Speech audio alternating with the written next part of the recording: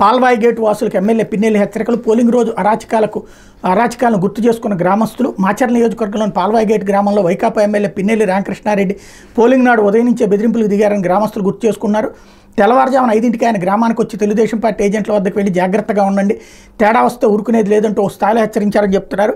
అయినా వెరవకుండా తెలుగుదేశం పార్టీ ఏజెంట్లు ఉదయం 6ంటికే పోలింగ్ కేంద్రానికి చేరుకున్నారు. పోలింగ్ నాటి తమ అనుభవాలను గ్రామస్తులు ఈనాడుకి తెలిపారు. ఉదయం 7 నుంచే ఎవరు ఓట్లు వారు వేసుకున్నారు. 9 ప్రాంతాల ఎమ్మెల్యే రామకృష్ణారెడ్డి మరోసారి పోలింగ్ కేంద్రాల వద్దకు వచ్చినప్పుడు ప్రశాంతంగానే జరుగుతుందని వైకాపా కార్యకర్తలు చెప్పడంతో వెదిరిగారు.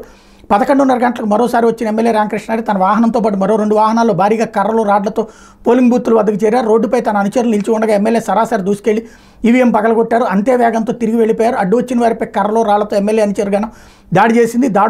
దాడుల్లో పలువురు తెలుగుదేశం పార్టీ నేతలు గాయపడగా మహిళల్ని చూడకుండా దుర్భాషలాడారు. ఎమ్మెల్యేకి ఎదురుపడ్డ చెరుకూరి మణెమ్మ, వెలనాటి మస్తానమ్మలను తీవ్రంగా దుర్భాషలాడారు అన్నటువంటి వార్తని హైలైట్ చేశారు. ఇక్కడే అసలు పాయింట్ ఏంటంటే ఒకవైపే చూస్తాం, ఒకవైపే రాస్తాం అన్నటువంటి.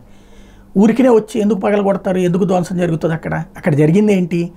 పోలింగ్ బూత్లోకి వైసీపీ వాళ్ళని పోనీయట్లేదు. ఆ బయట గొడవ విజువల్స్ కనబడుతున్నాయి. కాకపోతే తెలుగుదేశానికి అనుకూలంగా ఈనాడు జ్యోతి రాస్తే, వైసీపీకి అనుకూలంగా సాక్షి రాస్తే, వాస్తవం రాయడానికి ఎవడు జర్నలిస్ట్ ఫీల్డ్లో లేడు. ఇదొక దరిద్రం, ఇదొక దౌర్భాగ్యం. దానికి సాక్ష్యం ఇది.